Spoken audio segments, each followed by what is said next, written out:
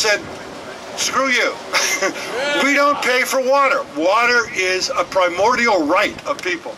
And so for days on end, people occupied Cochabamba. And they won. They won because together, tens of thousands of people said no to the government of Bolivia for trying to promote this proposal and said, we're about to take over our own water system. In doing that, they created and nurtured additional social movements that brought to power a left-wing government under Evo Morales. We're, I think, in Occupy having that same sensibility. There are certain things that the 1% want us to pay for, certain things that they're going to cut back on, certain things that they're going to try to ramrod. All of that is about standing up to the 1%. And that's what this Occupy movement has been about, both locally, nationally, and globally. So I want to bring up some of the other speakers today who are going to talk to you about their struggles. Why don't we begin with a struggle that's been ongoing at Golightly School, and we could have one of the parents who's been involved in that, because we know also what they're trying to do with education is basically to toss people aside, to deny them their democratic control over education. And from Golightly, Renee. Renee Dooley. Renee. Renee Dooley. Renee Dooley. Thank you. Thank you. My name is Renee. I'm a Golightly parent. Golightly has been considered one of the good schools in DPS for a really long time. It's a really good reputation, and for a good reason. We've always had good teachers, good staff, good administration. But with the changes that have come under the financial managers,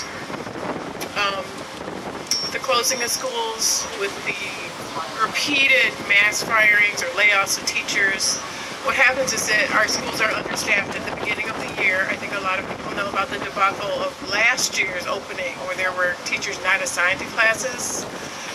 And the policy of not hiring enough teachers and having enough teachers in the classroom. No matter how good a school is, children can't learn in overcrowded classrooms. They can't learn in classrooms where they don't have the equipment they need. No child should be going to a school that's not adequately clean or doesn't have the supplies, copy paper, toilet paper, hand sanitizer, hand soap are all things that parents are expected to provide certainly when I was in school. Those things are provided by the district.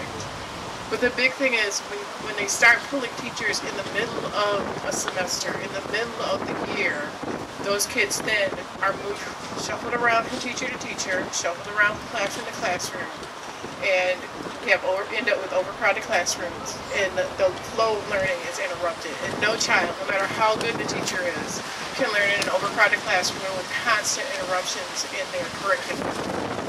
And it's a problem for all of us. It doesn't matter whether your kid is homeschooled, in public school, in a charter, in a private school.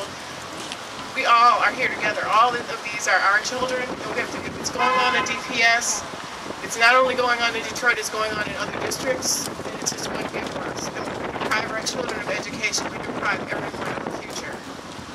Okay. The banks got bailed out and we got sold out. I want to tell you about a little something that you might have been reading about. We are about $700 billion, give or take a few hundred billion, underwater in terms of our homes across this country. The administration wants to sell us out. They want to give the banks $20 billion and not be able to sue the banks ever again. So that what we're going to do is allow ourselves to be bought out, so that all of the people that we're losing out of this city. You wonder why we went from 900,000 to 700,000? Because people are being tossed out of their houses. That's why. All these neighborhoods around here are being destroyed by banks and by the greed of banks that got $700 billion to put us back in our homes. They put that money in their pocket, and then they made another $40, $50, $60 billion. Bank of America, Chase Bank, by foreclosing, because if you still owe $200,000 on your home, and it's worth 50 today, when they foreclose on you, they get the 200,000. And when they sell it, they get that money. And when it's vandalized, they get the insurance money. So and you know where they get that insurance money from? Us. Yes, because Fannie Mae and Freddie Mac are owned by you. And so we are foreclosing on ourselves. And now we have an administration, the AG of California just quit because she said she wasn't going to be part of this sellout. $20 billion to pay for $700 billion worth of people who are losing their houses and who have houses that are worth $50,000 and they still owe hundreds of thousands on them. I tell you that what we need to do is everything we can to say to this administration, you want our vote? We worked our butt off for you. You want our vote? You want our vote? Then you have to not sell us out. Paying these banks $20 billion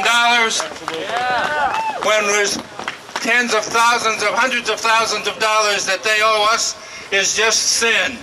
It's absolutely sin. You can tell anybody that you heard it from Reverend Rowe. You want to know what sin looks like? This is what sin looks like. Okay?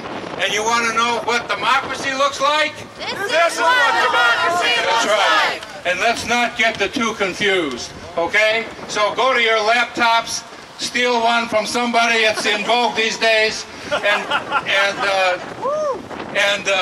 type out this little message to the administration. What side are you on? We cannot bail out the banks one more time. We're in distress. This is a state of emergency. We need a moratorium on foreclosures. That's right. Right. We had a moratorium on foreclosures in the 30s. Those laws are still on the books. Granholm wouldn't enforce it. This governor is so far in left field, he's in the stands. Right field. Thank you. Right field. He's in the stands. And so that's not going to happen. If the administration and the Justice Department doesn't care, then we don't have a hope. Now, with the Justice Department also ought to be coming in because we're destroying voter rights. We're making people get picture IDs and all kinds of obstacles. The 1965 Voter Rights Act is being destroyed. The Justice Department is nowhere on that issue. I tell you, we cannot, it isn't the Tea Party that's destroying us. It's the people who are supposed to be on our side that are destroying us. And they're hiding under a rock someplace. And it's time for them to come out. If we're going to support them, then they better support us. Write things down. I'm Nina. I'm a Detroit public school teacher. And I came because I wanted to tell you that I know what you've heard, but we're not failing.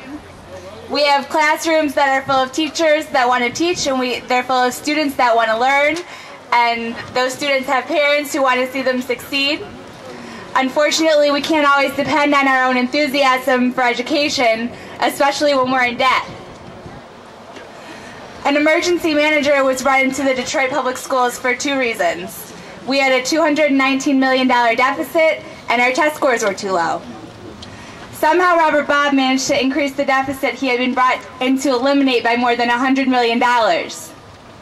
Roy Roberts has only succeeded in shrinking the amount we owe to banks by cutting teachers' pay, closing schools, overfilling classrooms, and canceling specials programs like art and library and physical education. These conditions make it harder for kids to learn. Emergency managers do not know enough about schools to cut the budget and increase student achievement at the same time. All they've proven is that as long as we have an emergency manager, the state will always say that we need an emergency manager. The EM law undermines what's left of our basic rights in Michigan. Under their authority, a union contract means nothing because they can change the parts they don't like. Democracy means nothing because they have more authority than the elected school board. Emergency managers exist to divide us.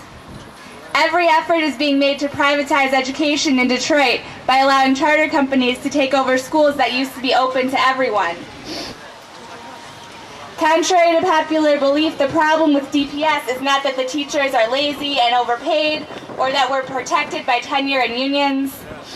And the problem is not that the parents of our students don't value education or that the state can't afford to fund us. The problem is that resources are cut while the standards that they use to judge us are raised. The problem is that we're being told how to teach by people who have never met our kids. We are not the ones who are failing. We have been failed. Yes. We're not going to compromise the future of our city. We're not going to let administrators and government officials prioritize the demands of the banks over the needs of our children.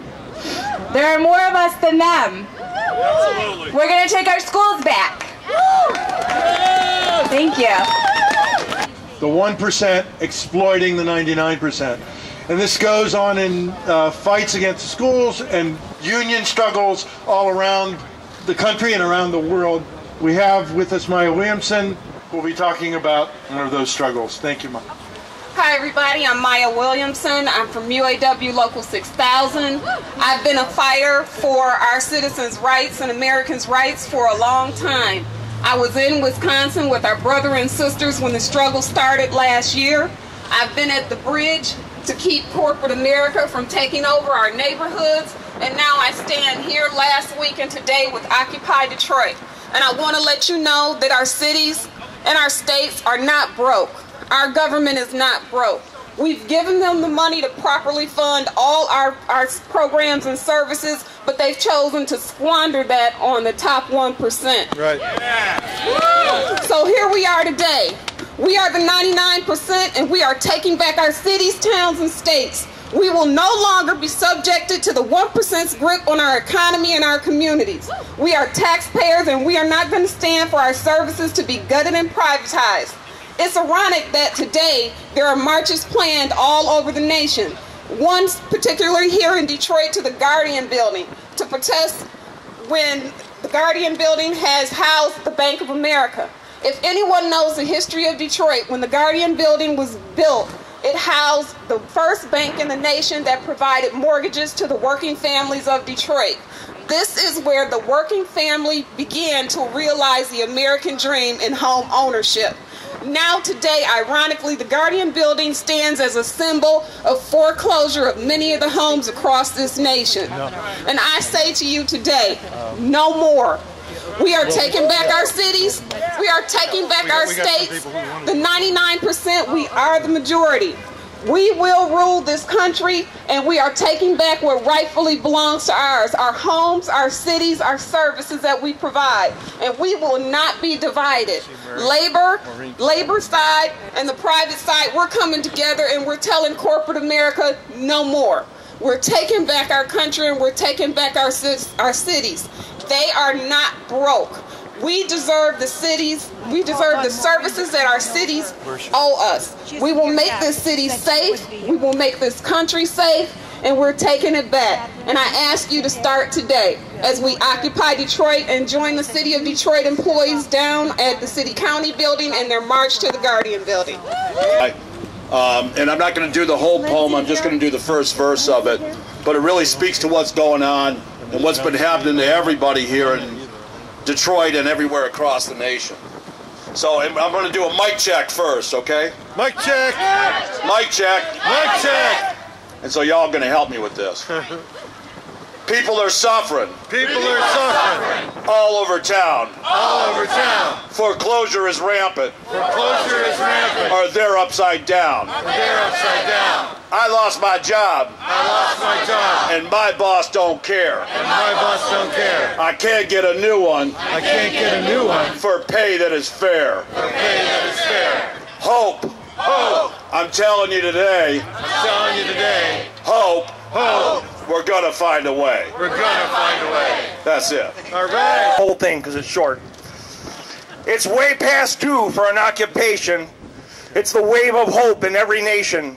Storm the city park for a long vacation. I'm so ready for the occupation. I'm sick of the tricks of the 1%. I'm sick of wondering where the money went. I'm sick of choosing health care, food, or rent. I'm breaking out my occupation tent. Occupy Detroit, you're the best. You kick so much ass more than all the rest. I love the way you educate and protest. We're so proud to be your guest. We stand strong, white and black. And I got something for your stack. We're ready for a non-violent attack, because the straw just broke the camel's back. As for the solution, just wait and see. We'll decide with direct democracy what the path to tomorrow will be when the planet will be free. And one other note. Tomorrow, Flint, there is a gathering of the representatives of all the Occupy movements in Michigan. I think it's really important for Detroit to be strongly represented there. I know there's a lot of stuff going on right now. Unfortunately, the people who were going to go have other commitments because there's so much important stuff going on. Occupy, because I've been a union member 40 years. Occupy has changed the dialogue in America. My union is starting to get in motion, but it had made a mistake. It is still fighting for something called the middle class. As long as we fought for that thing called the middle class, we could not really bring together the 99%. Occupy brought together the 99%. My last point is about bailouts, because we talk about how the banks were given $30 trillion. $30 trillion is a lot of money. How much is it? A lot. The United Nations did a report. It stated it would take $40 billion a year to wipe poverty from the face of the earth. $1 trillion give you 25 years. In other words, corporations, financial companies were given 750 years of peaceful development on earth. What that means is it's time for change. What is that change? I call it the Third American Revolution. The Third American Revolution. 1776 was the first one. It did something different in America. It brought forth a new category called the citizen. Before then, people were subjects and slaves of a lord and master. Well, our revolution, with all its greatness, had a flaw. It did not free all the slaves. That meant the fight would have to take place again. It took place as the Second American Revolution. Lincoln advanced the vision of a nation conceived in liberty and justice for all, not just a collection of individual states. Between now and then, we had something called the Civil Rights Movement, or Revolution 2.5. It picked up on and completed Revolution 2. I hope someday we'll look back 50 years from now and say Occupy inaugurated the Third American Revolution. Thank you. Because only the committed people will be standing in the middle of a park on this kind of day with this kind of weather. So look to your left and look to your right. These are the ones that's going to go the distance. I want to, as the state chair of welfare rights, also congratulate Occupy Detroit. We're going to occupy where you stay, say where you work and whatnot. So there ain't going to be no business or nothing like that done. Then the third thing I do while they figuring out what to do is I need a list of all of the houses that Wells Fargo and Bank of America has taken. And we're going to start in alphabetical order. All of the welfare recipients and the veterans whose last name start with an A, Anderson, y'all stand in this line. The B's stand in this line. The C's stand in this line. And then I get about 40 or 50 residents from Wayne County to sign everything.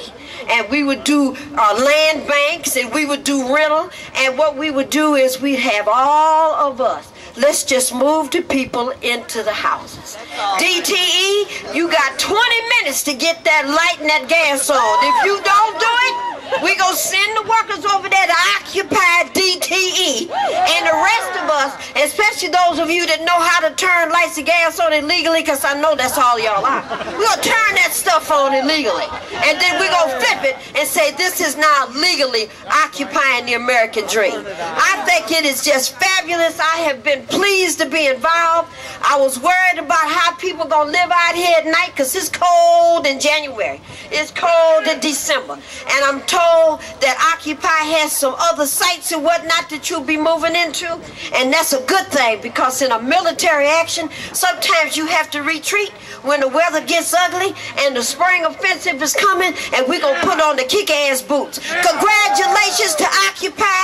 Let's continue.